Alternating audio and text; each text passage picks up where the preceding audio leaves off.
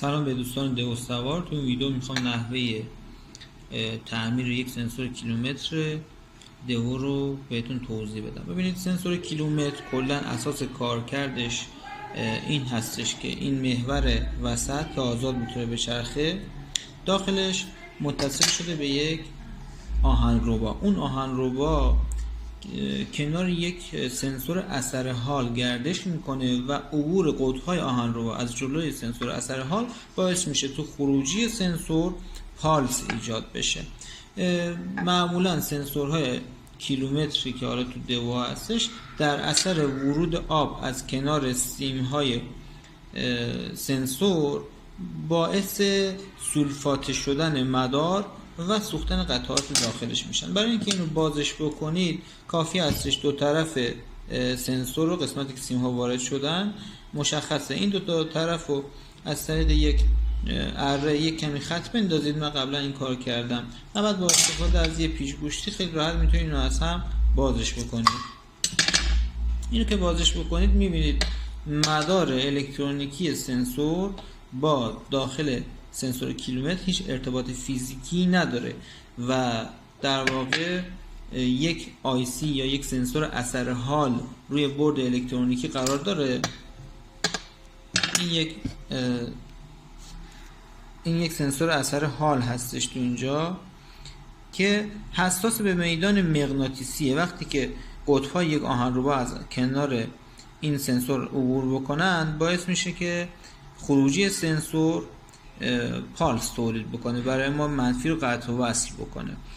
خب خود شماره سنسوری که توی اینجا استفاده میشه تو سنسورهای فابریک و در واقع نوعی که شما میخرید، یک سمتش ورودی مثبت هست، این خروجی سیگنال هست و این هم منفی هست.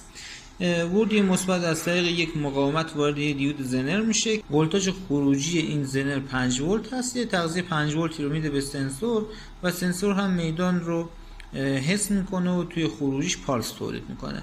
اما اون سنسوری که ما تو اینجا ازش استفاده میکنیم میتونید از سنسور UGN31 41 UGN31 42 43 یا UGN31 44 استفاده بکنید.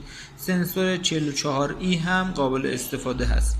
یه تفاوت کوچیک این سنسورها با سنسوری که داخل در سنسور کیلومتر 9 هست دارن، اونو که ترتیب پایه اینها متفاوت هست که با عوض کردن جای این دوتا سیم، یعنی جای سیم تغذیه و سیم سیگنال، این مسئله رفع میشه. کافیه این یکی از این سنسورهایی که گفتم و به این ترتیب به این شکل حالتی که نوشتاش به سمت بالا باشه روی برد مونتاژ بکنید و توجه بکنید که سنسور حتما بره داخل و از این کف مماس با برد قرار بگیره تا میدان مغناطیسی که آهنربای داخل سنسور کیلومتر هستش حتما روی سنسور اثر حال ما تاثیر بذاره. در نهایت شما وقتی که این رو مونتاژ کردید، سنسور اثر حال رو مونتاژ کردید، مقاومت اینجا هم اگر که در اثر سولفات شدن خراب شده بود میتونید عوضش بکنید. یه مقاومت 330 اوم تا 470 اوم به این شکل میتونید اینجا قرار بدید و دیود زنر هم که اینجا هستش دیگه وجودش الزامی نیست. میتونید این دیود زنر رو از اینجا برش دارید چون سنسور اثر حال UGN3144 ولتاژ ورودیش از 4 تا 30 ولته، یعنی با ولتاژ تغذیه ماشین، ولتاژ ماشین رو که حالا 12 تا 16 ولت 14 ولت تغییر میکنه، بالا پایین میره، میتونه به راحتی کار بکنه و مشکلی براش پیش نمیاد. در نهایت بعد از اینکه بس مونتاژ انجام دادید، این دیود زنر رو میتونید بردارید، مقاومت سر جاش باشه و فقط نکته اینجاست که جای این دوتا سیم رو، یعنی منفی سر جای خودش باشه، جای سیم سیگنال و تغذیه رو باید جابجا بکنید.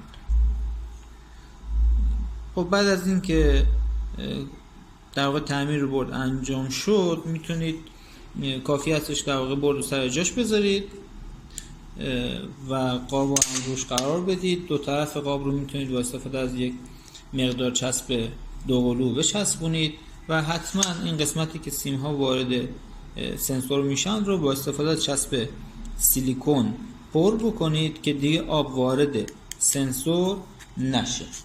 و بعد از اینکه یک سنسور رو تعمیر کردید، اگر بخواید تستش بکنید، من الان این سنسور اینجا تعمیر شده، موقتا چسب برق زدم که وایسته، کافی هستش که به سوکتش در جهت صحیح به این شکل سنسور رو بگیرید، سیم منفی، مثبت و سیگنال. این ولتاژ 12 ولت رو به قسمت تغذیه میدید و سیم سیگنال رو با استفاده از یک مقاومت 10 کیلو به مقاومت 10 کیلو سیم سیگنال رو وصلش میکنید به ولتاژ 12 ولت مثبت تغذیه‌تون و پراپ های یه مولتی متر رو من الان اینجا وصل کردم. یه پراپ وصل شده به خروجی سیگنال و این هم که پراپ منفی ما هست. خب مولتی متر رو روشن کنم.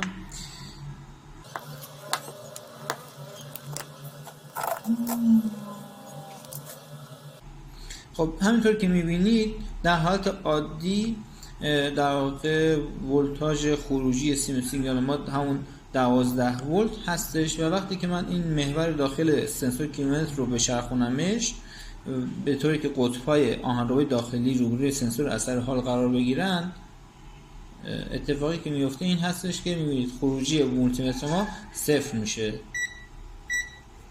میشود 0 ولت و وقتی که قطب آهنرو از جلوی سنسور اثر حال عبور بکنه مجددا